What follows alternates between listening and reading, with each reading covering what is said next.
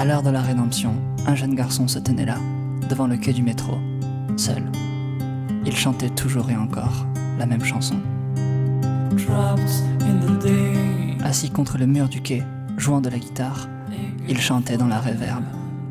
Des cheveux d'un noir profond, ébouriffés, sans vocation d'être présenté. Le t-shirt tombant de son épaule, il paraissait si féminin.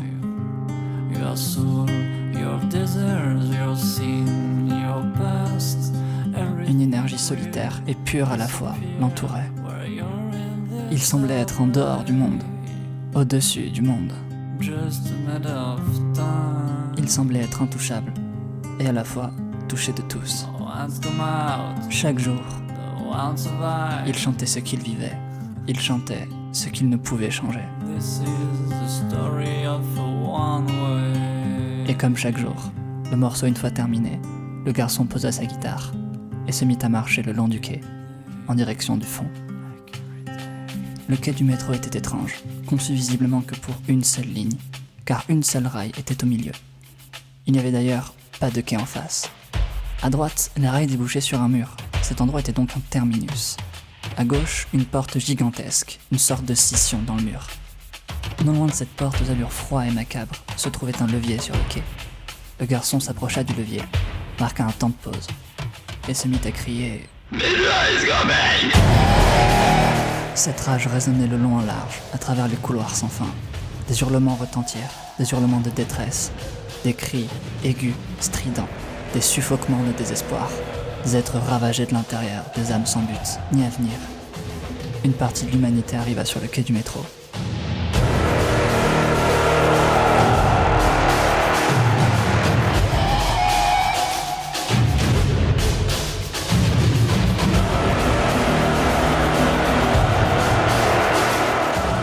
Le jeune homme resta droit, devant cette foule au regard vide, car mort, il l'était déjà. Et comme chaque jour, il s'adressait à eux. Il savait pertinemment que c'était inutile, car personne ne l'avait écouté, et personne l'écoutera jamais. Je n'essaierai pas de vous convaincre de rebrousser chemin. Personne ne m'a jamais écouté. Personne ne m'écoutera jamais. Je me suis fait à l'idée que votre cas a été condamné. Vous n'êtes pas sauvable. Vous ne voulez pas être sauvé. Alors je ne serai pas votre sauveur. Réfléchissez bien, car de votre vie, ceci est votre dernier choix. Chaque personne qui se trouvait là réfléchissait, pour la dernière fois. Des jeunes filles, portables à la main, des garçons amoureux, une douleur au cœur, des collégiens le sac trop lourd sur leurs épaules, des lycéennes corrompues par le besoin inexorable de reconnaissance sociale, des hommes d'affaires, des mères célibataires. Tout le monde avait sa place dans le métro, et tout le monde l'aura toujours. Chacun avait un profil différent. Ils n'avaient tous qu'une seule chose en commun. Le suicide les avait frappés. L'envie d'en finir les avait contaminés. Leur détresse n'était plus vivable. Leur cœur était détruit, à jamais. Il ne restait de brillant en eux que ce néon, reflétant dans leurs yeux noirs et désespérés la lumière qui jadis les émerveillait. Le garçon s'en alla une nouvelle fois, au levier, longeant le quai. Il s'adressa à eux, une dernière fois. Ce n'est l'histoire que l'on a le simple, et finit par activer le levier. Un bruit strident résonna, un puissant corps. Les grandes portes qui aboutissaient à la fin des rails s'ouvrirent. À peine entr'ouvertes, un courant d'air froid et glacial envahissait déjà la salle, comme si la mort allait arriver. Pourtant, mort, il l'était déjà. Après quelques secondes à sentir ce courant d'air glacer le courage de chacun, le métro arriva le long des rails. Il était d'un gris foncé par les ténèbres qui l'ingurgitaient chaque fois qu'une âme y mettait les pieds. Il représentait à la fois l'expression d'une dernière volonté et la finalité de toutes les détresses de ce monde. Le métro finit par s'arrêter au quai. Le garçon se mit de l'autre côté du levier, y posa ses deux mains et l'activa à nouveau, afin d'ouvrir les portes du métro.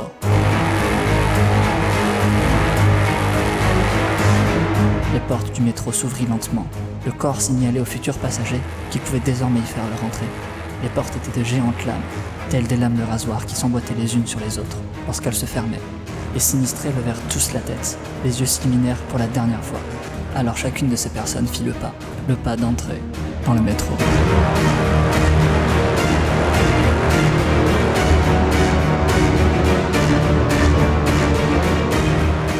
Les portes se refermaient à un rythme mécanique, ignorant l'entrée des gens. tranchant, découpant, décapitant sur leur passage chaque personne qui avait le malheur d'y pénétrer.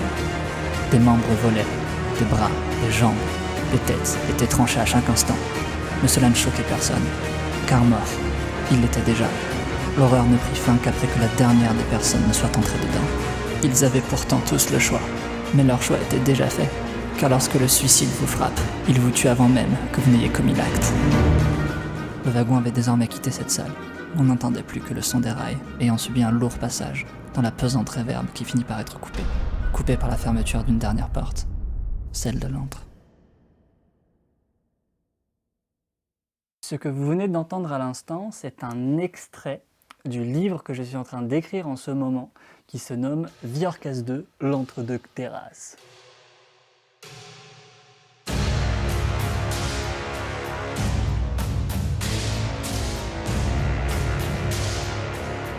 Il s'agit d'un livre qui en réalité n'en est pas vraiment un, et qui possède des particularités qui sont très spécifiques et très spéciales, et je vais vous un petit peu les décrire, parce que cette vidéo en fait a pour but de présenter un petit peu le projet. Donc dans un premier temps, il faut savoir que Viorcas 2, l'entre-deux terrasses, à la base c'est un film. C'est un film, ça a été pensé, réalisé, imaginé, créé, conçu pour être un film. Le format doit être normalement celui d'un film. Le problème, c'est que je n'ai pas de connaissances, pas de relations, pas de contacts, pas d'argent non plus, pour réaliser un film, en tout cas à la hauteur de ce que ça devrait être en fait originellement. Donc du coup, je me suis tourné vers le format papier, qui est beaucoup plus à ma portée. Il suffit juste d'ouvrir un bloc-notes en fait sur ordinateur et puis de commencer à écrire. Comme il s'agit à la base quand même d'un film, et bien du coup, le livre possède une soundtrack, une OST, des musiques en fait qui sont conçues pour les scènes, qui sont adaptées aux scènes. Ces musiques, naturellement, elles sont composées par moi-même, en tout cas pour tout ce qui est du thème du métro dans le livre et dans le film, du coup. Et elles ont été conçues et composées en même temps que l'écriture. Et on va retrouver dans ces musiques, en fait, des sons ambiants qui sont présents dans le livre, des choses qui sont décrites dans le livre et qui existent en réalité dans l'OST. Donc ça, c'est la première particularité à prendre en compte, c'est que le livre a beau être écrit sur un format papier, parce que je compte en fait sortir vraiment un livre sur un format physique que vous allez pouvoir avoir dans votre main, l'ouvrir, poser vos yeux dessus, enfin évitez de retirer vos yeux quand même. Il y a beau avoir du coup un format physique du livre, il faut bien comprendre en fait que la musique a une place qui est primordiale dans la conception et dans normalement du coup le visionnage en fait ou la lecture du coup du bouquin. Ça c'est le premier élément à prendre en compte et qui rend un petit peu la chose particulière. La deuxième chose un peu spéciale et spécifique à prendre en compte dans le livre du coup de Viorcas 2, l'entre-deux terrasses, c'est qu'on pourrait se dire bon bah c'est Viorcas 2, faut que j'aille d'abord regarder le 1. Non, ce n'est pas le cas. Il n'y a pas besoin d'avoir la moindre information sur le premier chapitre de l'univers de Viorcas pour pouvoir démarrer sur le deuxième. En réalité, c'est même plutôt mieux de démarrer directement sur le deuxième chapitre. Il n'y a pas de choses que vous n'allez pas comprendre par rapport au fait de passer directement sur le deuxième chapitre. Ça, c'est pour les personnes qui se diraient bah, c'est où Viorcas 1 en fait. Voilà. Troisième chose très spéciale et très spécifique, c'est que je ne suis pas un écrivain. Et je n'ai pas pour vocation de le devenir. Je rappelle à la base que ça doit être un film, vraiment, c'est important à prendre en compte. Je ne sais pas du tout comment écrire, en réalité, et j'ai écrit le livre d'une façon très simple. Je faisais tourner le film dans ma tête et puis j'écrivais ce qui se passe, tout simplement. Et pire encore, je n'ai lu aucun livre dans ma vie. À part les livres qui sont obligatoires, genre au collège, quand t'es en 6e et en 5e. En dehors de cela, je n'ai pas lu de livre dans ma vie. Alors si je veux vraiment en fait être exact, j'ai déjà lu 2 bouquins dans toute ma vie. Le premier c'est celui-là, qui est un livre en fait qui est plutôt une traduction d'un autre livre de Paul Ekman, qui est le personnage qui a inspiré la série Lie to Me, qui est une série qui parle de détection de mensonges sur la base de micro-expressions. Bon, c'est compliqué. Donc c'est un truc plutôt scientifique, quoi. Et le deuxième seul bouquin que j'ai lu, et que j'ai pas lu parce que c'est trop compliqué, c'est celui-là, donc qui m'a été recommandé par Jacques Attali en personne après que j'ai pu discuter avec lui. Je n'ai rien compris, étant donné que j'ai abandonné à partir de, je crois, 15 pages, parce que je n'ai pas le vocabulaire pour correctement comprendre ce qui est expliqué là-dedans. C'est trop compliqué. Voilà, mais en dehors de ces 2 ouvrages, je n'ai jamais ouvert un livre de ma vie. Donc je n'ai même pas l'expérience du domaine que je pourrais plus ou moins m'influencer, m'inspirer, machin et tout, en fait, pour le refaire sur mon bouquin. Et je pense que c'est une chose qui peut être très intéressante, du coup, pour les férus de lecteurs ou pour les gens qui ont l'habitude de lire, parce que du coup, vous allez, peut-être pour la première fois, lire un livre qui est dépourvu entièrement d'influence. Et ça, du coup, je pense que ça peut être très intéressant, quand bien même le résultat, il serait pas professionnel, hein, parce que je sais pas écrire, donc ça se trouve, en fait, genre c'est de la merde, hein, peut-être. En tout cas, d'un point de vue des standings de l'écriture, c'est sûrement pas ouf, quoi. Mais il y a une telle charge énergétique et une telle authenticité, en fait, derrière, que vous allez pouvoir vous en passer. Je vous le garantis. Le niveau de vie et de charge vraiment émotionnelle qu'il y a dans le bouquin vous fera passer en fait le côté genre c'est écrit genre par un gamin, quoi. Et enfin, la dernière chose très spéciale à prendre en compte, et ça j'en suis assez fier, c'est que du coup dans le film, normalement, l'entièreté du film est un plan séquence. C'est-à-dire que la caméra, qui est du coup une vue embarquée, ne va jamais changer de plan brusquement. Il n'y a pas de saut de plan, genre ce personnage parle donc c'est comme ça, puis ensuite lui répond donc la caméra passe ici. La caméra est une caméra embarquée un petit peu comme en fait, c'est comme si vous vous incarniez en fait dans l'univers du coup et que vous regardiez en direct ce qui se passait. Et ça va donner des choses très intéressantes parce que du coup il n'y a pas de personnage principal dans le bouquin, du coup dans le film et dans le bouquin, parce que du coup le livre il est écrit comme un plan séquence également en fait. Mais il n'y a pas de personnage principal. J'ai fait lire du coup le livre à mes amis à la meute, et quand je leur demande c'est quoi le perso principal, il n'y a personne qui est d'accord, et en fait on s'est accordé sur l'idée en fait qu'il n'y en est tout simplement pas, et le plan séquence en est un petit peu responsable, parce que pour vous donner du coup un ordre d'idée de comment ça fonctionne, on va suivre les aventures de telle personne, quand cette personne va croiser une autre personne et vont commencer à parler, la caméra potentiellement elle va partir avec la personne qui venait d'arriver, qu'on vient de découvrir. Et la caméra va systématiquement, en fait, rotate un petit peu sur l'endroit où la chose la plus importante se passe, et elle va passer de personnage en personnage comme ça, sans avoir pour vocation finalement de garder une sorte de ligne directrice fixe. Et pourtant, il y en a quand même une, étant donné que le thème principal en fait de The Orcas 2, c'est du coup le métro, et ça sera quand même la ligne directrice en fait et le sujet capital. Mais il y a des chapitres, en fait, on n'en parle quasiment pas parce qu'il y a quelque chose de plus important qui se passe. Et ce qui est très drôle, du coup, c'est que d'un chapitre à l'autre, on peut radicalement changer, en fait, un petit peu d'univers au sens figuré. On peut complètement changer, en fait, d'ambiance, de décor, de paysage, etc. Parce que ça passe d'un PNJ à un autre, que ce PNJ-là, il vit plutôt dans le souk, terre-terre, et que c'est en pleine guerre, alors que là, du coup, on est plutôt en vue, en fait, avec des Dons, qui est une mafia à Australia Sud, très noble, très respectable, avec du vocabulaire très courtois. Et il va y avoir énormément de changements en fait et de contrastes qui vont se faire entre les cultures qui résident du coup à Australia, qui est la ville dans laquelle se passe du coup le film et le bouquin. Et selon plan séquence, en fait, je trouve que c'est une idée. Je sais pas si quelqu'un l'a déjà fait, j'imagine que oui, mais en tout cas, moi j'ai eu l'idée de moi-même et je trouve que c'est un super truc. Donc je suis très content parce que du coup, dans le livre, c'est également écrit comme un plan séquence, tout comme le film devrait l'être. Et ça, du coup, c'est également une spécificité en fait du bouquin. Et c'est pour vous expliquer pourquoi est-ce que, du coup, d'un chapitre à l'autre, ça peut radicalement changer d'ambiance en fait. Hein. Des fois, vous allez même oublier que le thème principal, c'est le métro. Hein, voilà.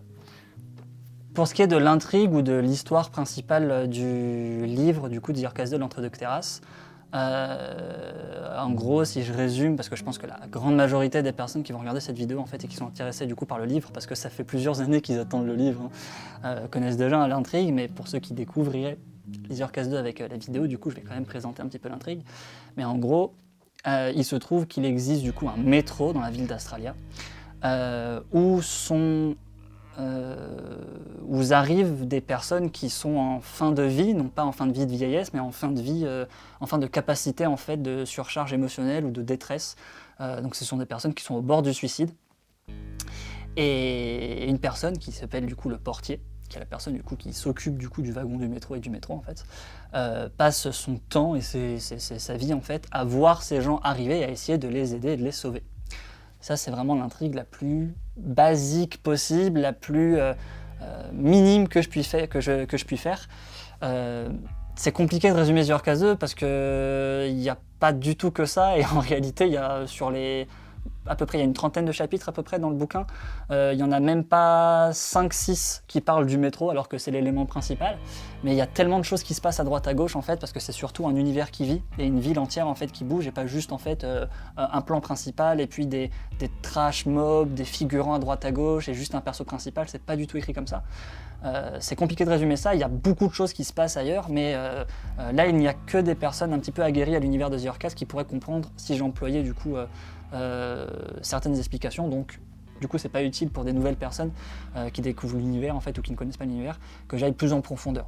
Donc juste cette intrigue suffit et puis du coup, ça vous fera également une belle surprise quand vous allez lire le livre et vous allez vous rendre compte en fait qu'il y a 1 milliard de choses différentes. Du coup. Pour rentrer un petit peu sur les détails, le livre, naturellement, hein, vous me connaissez, du coup il sera en auto-édition. Pour une raison assez simple, c'est que je n'ai pas envie qu'il n'y ait autre chose que mon nom sur mon ouvrage en fait et sur mon œuvre. Juste cette raison-là est suffisante pour que je fasse ça en auto-édition. Il y a d'autres raisons derrière évidemment, mais juste celle-là en fait suffira. Donc du coup, tout va être réalisé en fait par moi-même. J'ai pour objectif naturellement de sortir le livre en version numérique, mais aussi en version papier physique. C'est surtout d'ailleurs la version papier physique qui m'intéresse, même si le livre sera disponible en numérique. Et le but de cette vidéo, justement, hein, principal, c'est justement de vous introduire du coup à l'idée que j'ai besoin d'un financement, fatalement, pour pouvoir sortir le livre en fait, pour payer un petit peu tout le travail que ça va demander. De faire les impressions, machin, les envois, enfin tout ce qu'il faut gérer. Donc du coup, il y a un Kickstarter pour ceci. Donc pour les personnes qui souhaitent soutenir le projet et qui souhaitent en fait voir le livre de The Orcas 2 dans leurs mains, en fait, qui souhaitent du coup pouvoir avoir un truc physique quoi, de The Orcas 2. J'ai vraiment pas envie de me contenter d'un truc numérique, j'aimerais quelque chose d'assez noble en réalité. Malgré le fait que le milieu de l'écriture en fait ne m'intéresse pas, j'aimerais quand même en fait moi avoir un truc physique, je trouve ça plus sérieux et plus... je sais pas, je préfère. Moi je préfère. Donc il y a un Kickstarter qui démarrera, je pense, sûrement au moment où la vidéo vous la regarderez. En tout cas, je pense que ce sera lancé au moment où vous regardez la vidéo. Le lien est évidemment en description. Et du coup, j'ai mis la somme à 5 000 €. C'est la somme, voilà. Comme j'ai aucune idée de combien ça va coûter ou de quoi que ce soit, j'ai pris une somme assez large pour être un petit peu tranquille et pour être sûr que machin. Également, ça me permet aussi de compenser en fait le mois de travail que ça m'a pris d'écrire le livre, parce que le livre en fait, même si je l'ai commencé en 2017, parce que si vous regardez la date de création des premières compositions en fait, étant donné que l'OST a été fait en même temps que le film, les premières OST du coup je les ai composées en 2017, donc c'était il y a 5 ans. Donc le livre, moi j'avais déjà en fait, The Orcas 2 était déjà prêt plus ou moins dans ma tête en 2017. Donc je m'y suis pris très tard pour faire le livre. J'avais fait je crois 8 ou 9 chapitres en 2017 vers ces eaux-là. Et là j'ai fait tout le reste du bouquin en fait en 1 mois. Donc j'ai travaillé tous les jours. Genre je me réveillais, j'écrivais et pendant plusieurs heures d'affilée, voire toute la journée en fait, et puis ensuite j'allais dormir en mangeant entre temps, quoique des fois j'oubliais. Mais du coup, tout ce mois-là, en fait, le mois de juin, je crois que c'est le mois de juin, ouais. Tout le mois de juin, en fait, je n'ai rien fait d'autre qu'écrire le bouquin. Et du coup, en fait, aucune de mes activités me rapportait de l'argent, ce qui est normal vu que j'ai quasiment pas stream, j'ai rien fait en fait pour avoir de la rémunération. Donc la somme large en fait me permet de compenser le mois en fait et le déficit bancaire du coup dû au fait qu'écrire le livre en fait ne me rapportait pas d'argent. Donc ça me permet aussi de rattraper des trucs derrière. Voilà. Pour les gens qui se diraient what the fuck 5 000 € pour sortir un livre. Donc moi je compte énormément sur vous pour ceci, pour mettre à bien du coup ce projet qui est quelque chose que je fais pour vous, quoi, pour vous le partager. Vous imaginez bien qu'avec toute la réputation que j'ai en ce moment, hein, qui ne risque, je pense, jamais de changer d'ailleurs, je peux pas faire autre chose que me rabattre sur ma communauté et sur vous à chaque fois que je vais vouloir faire quelque chose. Voilà. Je préfère vous le dire à l'avance, en fait, dès lors qu'il sera question de financement ou de trucs où genre normalement en fait t'es censé avoir une équipe ou des sponsors ou ce genre de trucs, c'est plus trop possible moi, du coup. Donc ça va, je pense, à chaque fois passer par cette étape de Kickstarter, ce genre de truc quoi. Donc si vous souhaitez voir ce projet voir le jour, quoi, non. Donc si vous souhaitez tout comme moi que ce projet se mène à bien et que le livre voit le jour, je vous invite du coup à donner ce que vous pouvez, si vous pouvez bien sûr, sur le Kickstarter, pour que je puisse avoir les fonds pour m'occuper du coup de tout ce qui est nécessaire en fait pour avoir finalement un livre The Orcas 2, l'Antre Docteras, qui serait méga stylé, sachant que je prévois, ça va dépendre vraiment du financement du Kickstarter, mais si le financement du Kickstarter se passe bien, ou même s'il est plus élevé en fait que les 5 000 € que je vais demander, s'il est plus élevé que les 5 000 € que je vais demander, admettons, je prévoirais de faire une version full immersif du bouquin, le plus proche de la version film en fait. C'est-à-dire que du coup, l'extrait que vous avez entendu au début de cette vidéo, c'est une version immersive.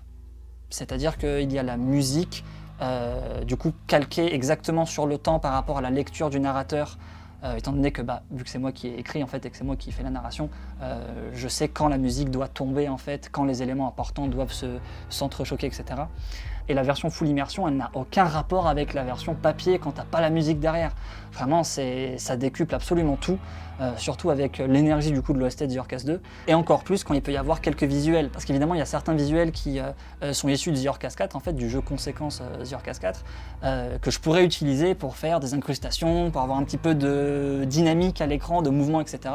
Faut bien comprendre que c'est pas vraiment un livre audio que je compte faire, mais un livre immersif. On va dire, c'est le niveau au-dessus, quoi.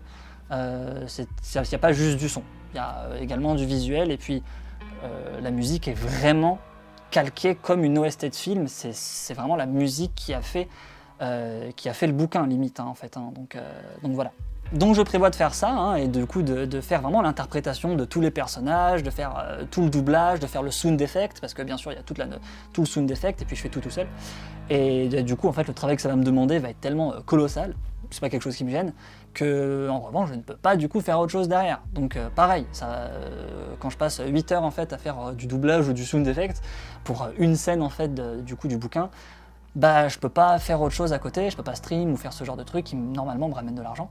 Donc il faut que je puisse en fait avoir les économies pour pouvoir souffler en fait et payer du coup les factures, tout ça.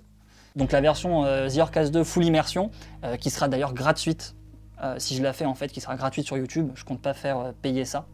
Enfin l'accès en tout cas sera pas payant.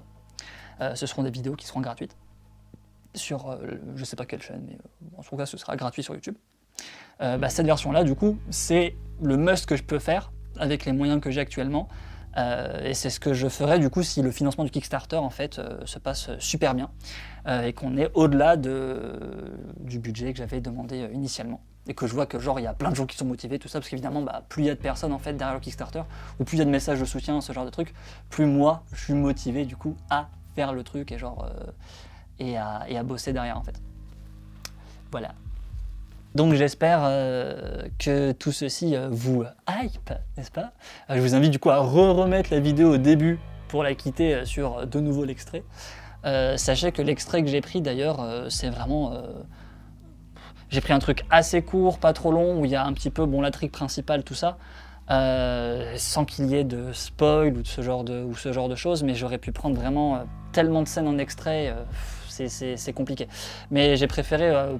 prendre cette scène-là parce que c'était la base du livre, c'est les premières choses que j'avais créées en fait, du coup il y a 5 ans, quand j'avais commencé l'écriture du livre, c'était même la première scène que j'avais écrite, et je trouve ça mieux, symboliquement en fait, du coup que je vous présente du coup le livre sur ce que c'était originellement, enfin le film plutôt, même si c'est du coup ça. Voilà. Donc pour résumer un petit peu le tout, parce que je parle beaucoup comme d'hab, j'ai pour objectif avec le Kickstarter de faire un format numérique du livre, qui normalement est censé être un film, voilà. Un format numérique du livre, achetable sur Amazon, toutes les plateformes. Un format physique, que vous allez pouvoir acheter physiquement, du coup. Et si je vois qu'il y a vraiment une hype de ouf autour de The Yorkcast 2, et ou un financement derrière qui suit vraiment activement, je ferai du coup le projet immersion totale, du coup ce sera du coup en fait un livre immersif, voilà, visuel, YouTube, avec le son, toute l'OST derrière, etc. Et puis c'est du coup le niveau maximal que je peux atteindre pour vous partager du coup l'univers de The Yorkcast 2, et vous le partager du mieux que du plus proche en fait de ce que c'est censé être, avec les moyens que j'ai. Voilà. Du coup pour les personnes qui peuvent soutenir le projet, il y a le Kickstarter. Et sinon, je vous dis à la prochaine, et voilà, à la prochaine vidéo. Je sais pas ce que ce sera, mais voilà. Bye bye à tous, prenez soin de vous, ciao.